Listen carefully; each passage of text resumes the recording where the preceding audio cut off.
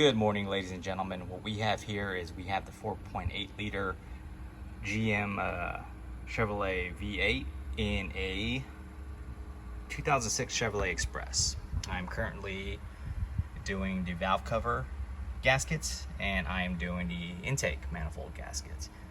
So as you can see, this motor is very dusty and a lot of dust falls. So my plan is that I'm going to go ahead and put the new gaskets on the valve covers, reseat them, make sure everything's settled down, torque them to specs, and then I'm going to go ahead and tackle this intake manifold and take the gaskets off of it and make sure it's good to go.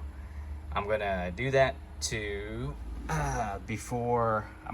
after, so I don't have any dust and dirt fall onto the intake, the rocker arms and the valve springs.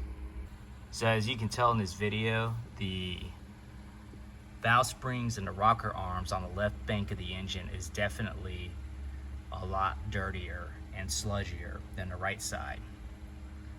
So eventually we're going to track down why the gaskets were leaking and why this engine is leaking oil, the root cause.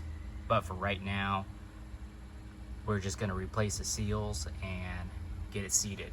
Now, getting the valve covers off wasn't that big of a deal. It was actually one of the simpler jobs I've done. All we had to do was, I didn't even, let me see, it looks like,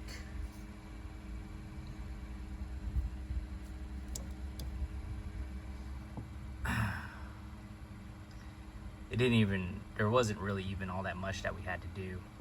We just unbolted the rail that held the coil packs on. I just moved that to the side. I unbolted the sensors from the top of the coil pack.